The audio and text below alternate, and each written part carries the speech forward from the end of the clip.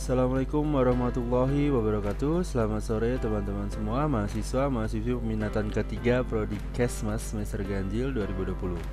Hari ini kita akan mulai sesi ketiga untuk mata kuliah penyakit dan cedera akibat kerja, dan agenda kita hari ini akan membahas tentang surveillance kesehatan kerja. Kita masuk ke slide pertama. Pengetahuan tentang spektrum pajanan hazard atau bahaya sampai terjadinya penyakit perlu diketahui agar dapat dilakukan upaya deteksi dini sebelum gangguan kesehatan yang ada menjadi penyakit dan menjadi semakin berat.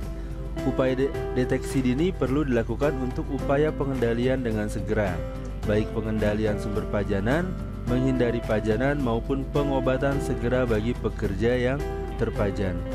Hazard atau bahaya dapat masuk ke dalam tubuh, memajani dan berpotensi menimbulkan gangguan kesehatan karena proses alamiah interaksi bahaya dan tubuh sehingga terjadi suatu penyakit. Pada dasarnya, bahaya akan selalu ada di lingkungan dan tidak akan menjadi masalah bagi kesehatan pekerja apabila masih dalam batas kemampuan tubuh untuk bertahan. Namun, saat bahaya melampaui kemampuan somatik, yaitu saat menurunnya ketahanan somatik pekerja, saat itulah penyakit akan mulai proses alamiahnya.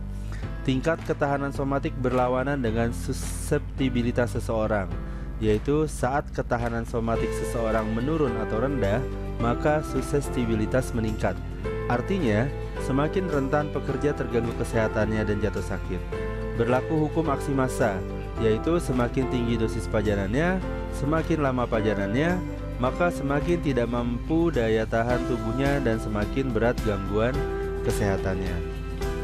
Gangguan kesehatan yang ditimbulkan sangatlah luas, dari perubahan fisiologis yang ringan sampai berat, dari keluhan ringan sampai berat, dari perubahan patologis yang tidak dapat terdeteksi sampai dapat diketahui dari pemeriksaan laboratorium bahkan tampak jelas secara kasat mata, dari perubahan patologis yang dapat berpulih sampai pada perubahan tubuh yang near pulih.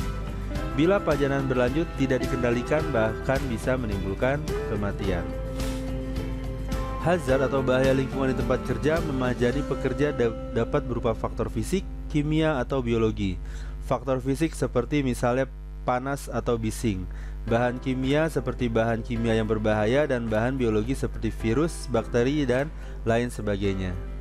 Contohnya, bila pekerja terpajan panas berlebih, maka pertama-tama terjadi proses fisiologis, yaitu pekerja merasa kepanasan dan berkeringat. Kemudian timbul rasa haus sehingga ingin minum air untuk mengisi kekurangan cairan. Bila pajanan panas terus berlangsung, tubuh akan mengalami dehidrasi dan kekurangan elektrolit yang keluar bersama keringat.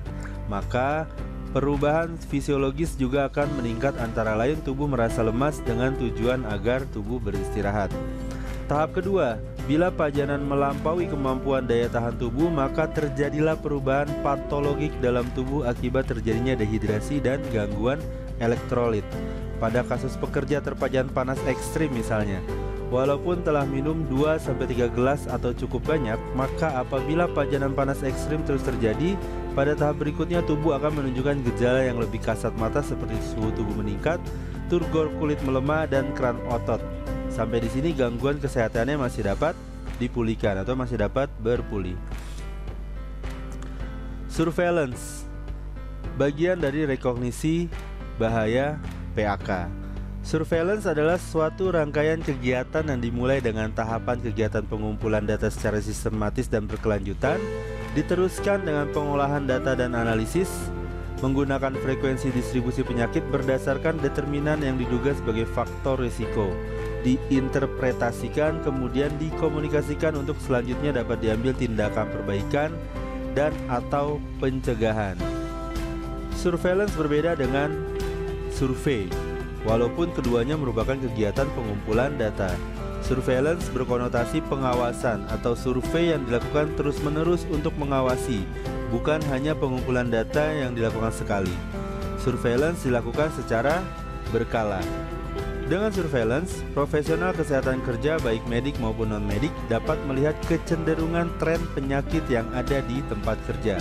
Seperti dokter yang menggunakan anamnesis sebagai data untuk mendiagnosis penyakit, seorang profesional kesehatan kerja dapat menggunakan data surveillance untuk merekognisi masalah kesehatan yang ada di tempat kerjanya. Surveillance merupakan bagian dari upaya pencegahan penyakit, dilakukan untuk mengawasi penyakit dan faktor risikonya, baik penyakit umum maupun penyakit yang diakibatkan oleh pekerjaan. Hasil analisis surveillance secara umum dapat digunakan untuk keperluan upaya promotif, preventif, pembuatan kebijakan, dan pembuatan perencanaan. Berikut ini merupakan tujuan dari kegiatan surveillance kesehatan kerja sesuai dengan yang dikemukakan oleh Kurniawijaya dalam bukunya Teori dan Aplikasi Kesehatan Kerja pada tahun 2015. Yang pertama ialah identifikasi faktor risiko di tempat kerja. Jadi fokus pada proses kerja, aktivitas yang berisiko tinggi dengan cara melakukan surveillance bahaya kesehatan. Bila diukur, hasilnya dibandingkan dengan nilai ambang batas atau standar lainnya yang berlaku. Lalu yang kedua, identifikasi pekerja berisiko dengan menentukan similar exposure group atau menentukan grup pekerja yang areanya sama, exposure bahayanya sama, dan proses kerjanya yang sama. Lalu menentukan dampak kesehatan akibat pajanan suatu bahaya di tempat kerja dengan cara mengidentifikasi hubungan antara pajanan dengan gangguan kesehatan atau penyakit. Lalu yang keempat, identifikasi pola penyakit dan identifikasi masalah kesehatan pada pekerja. Yang kelima, menilai tren perkembangan penyakit dari waktu ke waktu, letak geografis dan determinan relevan lainnya seperti area kerja, lama kerja, waktu kerja, dan jabatan. Lalu yang keenam, mendeteksi dini penyakit akibat kerja berdasarkan fakta dengan cara melakukan surveillance medik mengawasi dampak kesehatan kerja agar dapat secepatnya diambil langkah pencegahan penyakit yang lebih parah. Yang ketujuh, menentukan beberapa penyakit yang paling sering diderita pekerja sehingga memudahkan proses pengendalian pajanan yang dapat menyebabkan penyakit terkait pekerjaan tersebut. Lalu yang kedelapan, mengidentifikasi kebutuhan pelayanan kesehatan. Yang kesembilan, memastikan proteksi kesehatan pada pekerja berisiko termasuk pekerjaan yang rentan. Lalu yang ke-10, menyediakan data yang dapat dijadikan dasar untuk pembuatan peraturan. Dan yang ke-11, mematuhi peraturan perundangan standar kerja yang digunakan sebagai acuan. Di tempat kerja perlu dilakukan surveillance kesehatan kerja pada kondisi berikut, yaitu yang pertama, sebelum memulai menggunakan teknologi baru.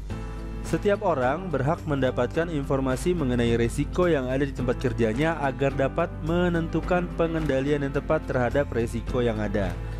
Lalu yang kedua, jika terdapat peraturan atau perundangan yang mengharuskan penyelenggaraan surveillance, jadi sesuai dengan yang tercantum dalam ILO, Medical and Health Surveillance, dianjurkan untuk dilakukan surveillance kesehatan kerja pada kondisi jika terdapat pajanan yang cukup berisiko.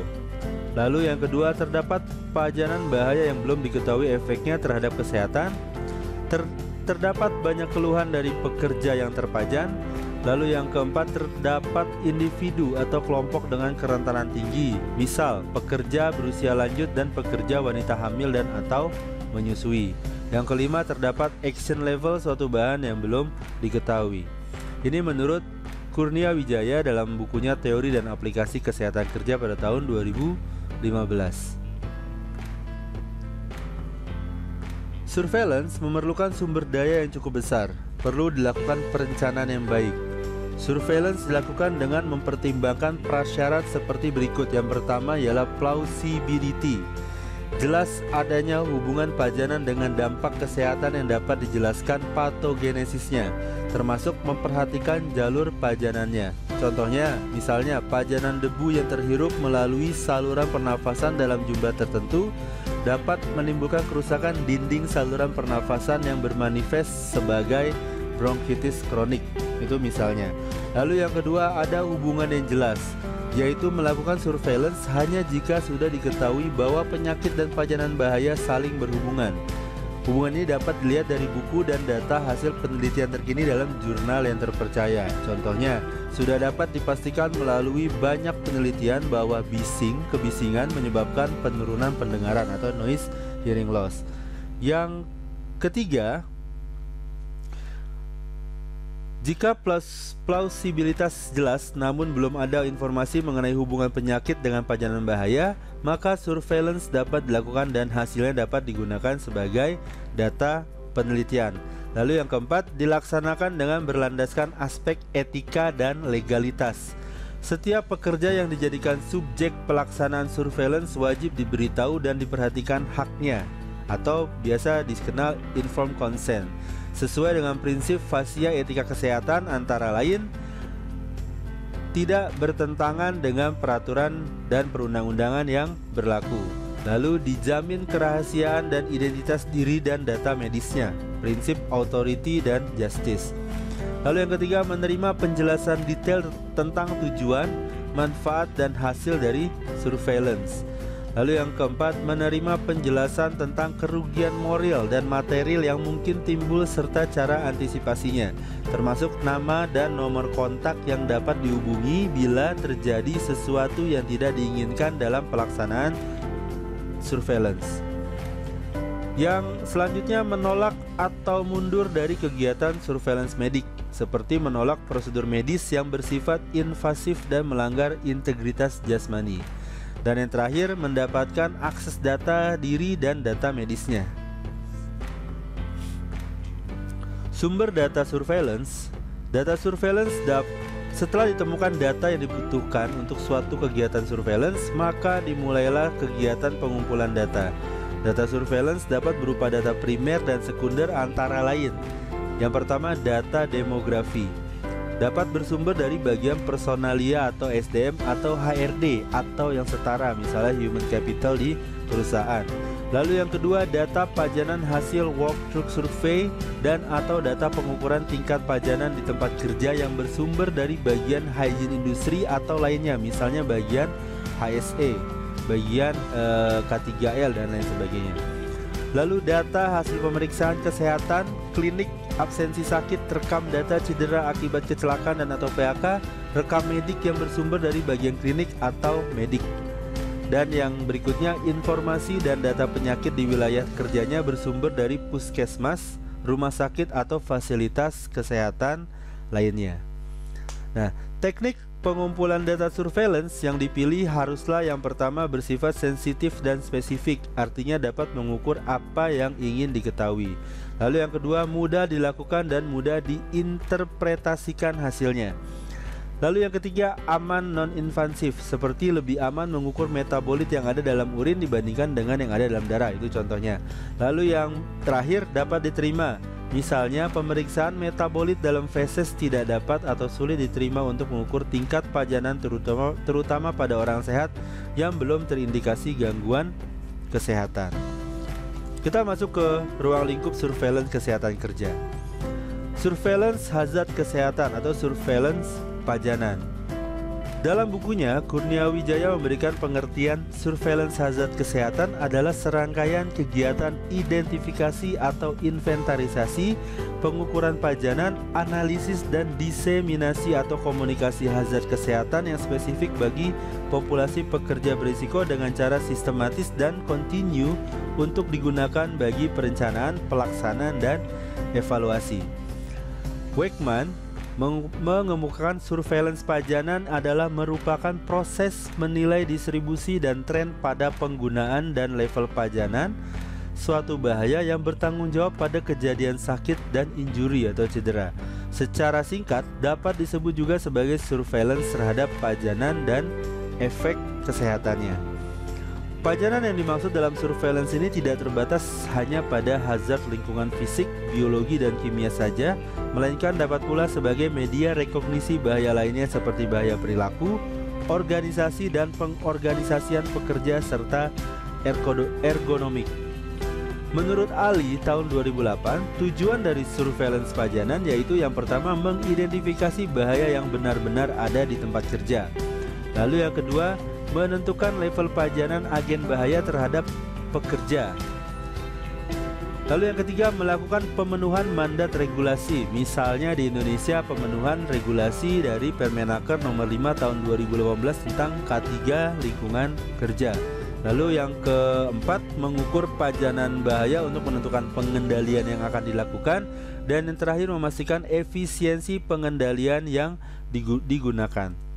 Nah, ada dua tipe surveillance pajanan. Yang pertama adalah walk-through survey atau sering disingkat WTS, dikenal juga sebagai survei observasi.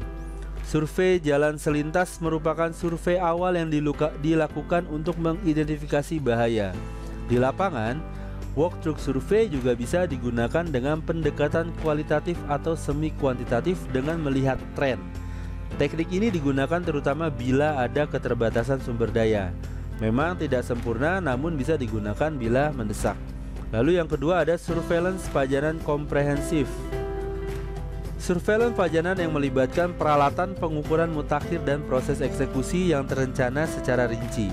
Pengukuran dilakukan untuk melihat besarnya pajanan yang diterima oleh pekerja yang kemudian dibandingkan dengan NAB atau nilai ambang batas untuk melihat tingkat resiko yang dihadapi pekerja di tempat kerjanya. NAB atau nilai ambang batas biasanya dikenal juga dengan berbagai standar, misalnya PEL atau Permissible Exposure Limit yang dikeluarkan oleh OSHA.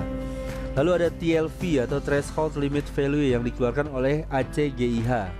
Lalu ada istilahnya nama lain dari NAB ada REL atau Recommended Exposure Limit yang dikeluarkan oleh NIOSH.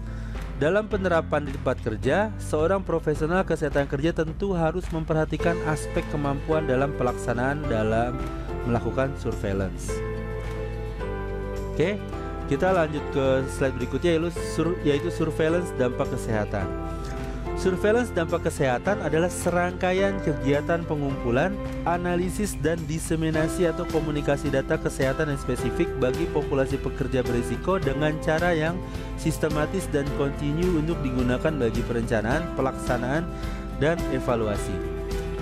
Ada yang menggunakan istilah surveillance medik atau surveillance kesehatan pekerja. Berdasarkan waktunya, Occupational Health Service Recommendation pada tahun 1985 menyatakan bahwa surveillance kesehatan harus dilakukan pada waktu tertentu seperti berikut ini. Yang pertama ialah sebelum pekerja ditempatkan pada tugas spesifik yang melibatkan ancaman bagi kesehatan dirinya atau orang lain. Ini diperlukan sebagai dasar penentuan fit to work dan sebagai data dasar awal sebelum terpajan. Lalu yang kedua ada periodik. Surveillance medik dilakukan selama pekerja bekerja dengan hazard yang sama dalam waktu tertentu. Nah, hasil pemeriksaan ini bisa dibandingkan dengan baseline data. Jadi pada tahap sebelumnya itu, pada tahap sebelum pekerja ditempatkan pada tempat kerja, bisa kita anggap dia sebagai baseline datanya. Lalu yang ketiga, setelah pekerja kembali dari absennya karena alasan kesehatan dengan tujuan untuk menentukan apakah ada kemungkinan bahwa penyakit disebabkan oleh pekerjaan, agar selanjutnya dapat dilakukan rekomendasi langkah yang tepat untuk rehabilitasi pekerja melakukan pekerjaannya. Dan yang terakhir ialah sebelum dan sesudah penempatan pekerja pada tugas yang melibatkan bahaya yang mungkin berdampak pada kesehatannya.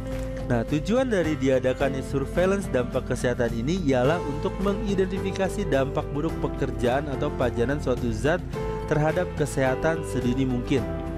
Disebut juga pencegahan sekunder, dan mendeteksi hazard yang mungkin berisiko bagi beberapa orang dengan faktor somatik tertentu. Disebut juga pencegahan primer. Jadi pencegahan sekunder adalah untuk mengidentifikasi dampak buruk pekerjaan atau pajanan suatu zat terhadap kesehatan sedini mungkin. Sedangkan untuk pencegahan primer adalah mendeteksi bahaya yang mungkin berisiko bagi beberapa orang dengan faktor somatik tertentu. Pemantauan biologi atau biological monitoring, serangkaian kegiatan untuk pengukuran konsentrasi kontaminan kimia yang terabsorpsi oleh tubuh seseorang, dalam hal ini bekerja atau pekerja yang terpajan oleh toksikan tertentu. Spesimen yang diperiksa bisa berupa cairan seperti darah dan ludah, jaringan tubuh seperti kuku dan rambut, atau ekskreta seperti urin dan keringat.